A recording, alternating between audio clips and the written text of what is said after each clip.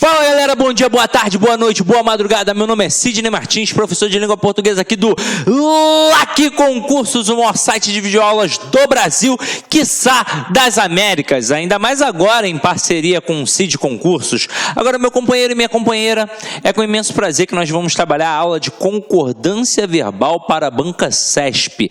E por que tamanha felicidade? É uma matéria deveras importante para a sua prova. Afinal de contas, engloba vários conhecimentos. Antes de hoje, você trabalhou comigo a aula de tipos de sujeito. Nós dividimos em duas partes, parte 1, parte 2, para que você possa compreender a base para acertar estas questões de concordância verbal. Então acompanhe comigo logo o início da nossa brincadeira. Vamos lá. Aqui eu coloquei uma conceituação teórica do que seria a concordância verbal em provas de concurso público para a gramática, tendo em vista que é um pouquinho diferente daquilo que nós aprendemos na época da escola. Na época da escola nós gravamos parte do que era correto. Então, o que nós aprendemos? Que a concordância verbal se dá entre o verbo e o sujeito, ou seja, era uma relação entre o verbo e o sujeito. Mas, estudando a fundo, a gente percebe que a concordância verbal determina que o verbo se flexione em concordância com o núcleo do sujeito da oração. Como eu disse a vocês, várias questões do CESP trabalham com períodos simples. Períodos simples, várias, em que o camarada coloca uma frase enorme, com várias palavras no plural dentro do sujeito, e ele coloca o verbo no sujeito. Mas o verbo não vai concordar com esse sujeito todo, ele vai concordar apenas com quem? Com o núcleo do sujeito. Então, a concordância que nós denominamos uma concordância gramatical, em que o verbo concorda automaticamente com o seu referente, que é o núcleo. Se o núcleo estiver no singular, o verbo ficará no singular. Se o núcleo estiver no plural, o verbo ficará no plural, tendo em vista que essa concordância gramatical é baseada através da soma, beleza? Agora, nos concursos, as orações abaixo apresentam desvios das normas de concordância verbal. Repare que as bancas se valem de alguns recursos para que esses erros se tornem imperceptíveis a um aluno menos atento. Então vamos lá. Isso aqui é só um aviso para essas questões que nós vamos trabalhar agora. Por que eu estou fazendo isso, meu companheiro, minha companheira? De forma intencional. Quando a gente trabalha a banca CESP, principalmente na parte de concordância verbal, várias questões estão erradas, tendo em vista que se eu errar uma, eu anulo uma certa, eu tenho que tomar todo o cuidado do mundo. É óbvio que haverá frases, haverá estruturas, haverá questões que tudo que vai estar ali está certo, mas normalmente as questões de concordância verbal do CESP estão erradas.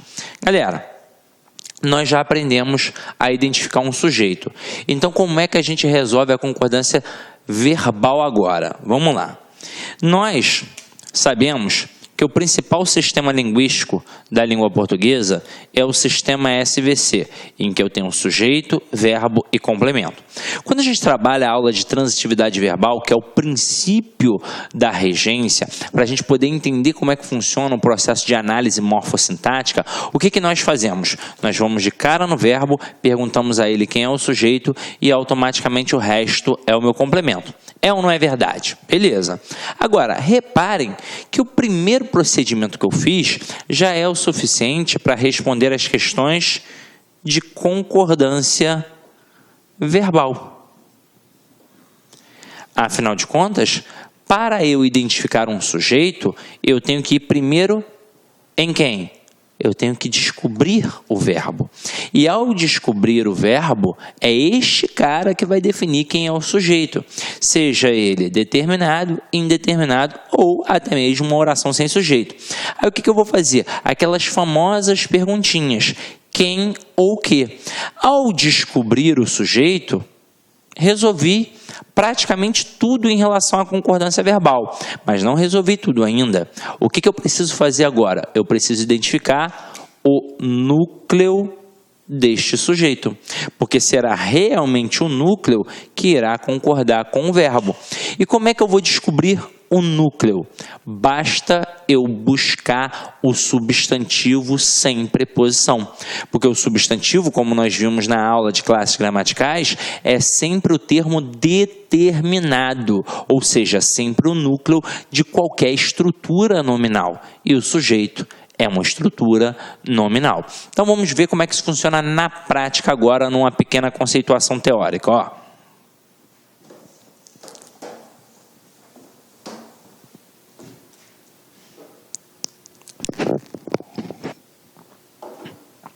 Olha essa primeira frase. O som agradável dos cantos dos pássaros acalmam nossas almas intranquilas. Repara que a frase é um pouquinho grande. E o aluno, ao ler a frase toda, ele não vai perceber nada. Então, prosodicamente, a frase é aceitável. O som agradável dos cantos dos pássaros acalma nossas almas intranquilas. E se o aluno for tentar buscar, de repente, um núcleo de sujeito, ele pode se equivocar. Então, acompanha aqui comigo. Para eu responder qualquer questão de concordância verbal, eu tenho que procurar quem? Eu tenho que procurar o verbo. Então, tá aqui, ó, acalmam. Então, Sidney, o verbo já está no plural. Significa que está certo. Eu vou perguntar quem ou que acalmam. É ou não é verdade? Não. A minha pergunta é sempre no singular.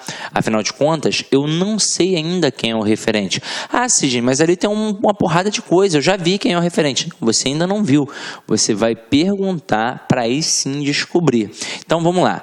Quem ou que acalma nossas almas intranquilas? Aí eu vou obter como resposta tudo isso daqui, ó.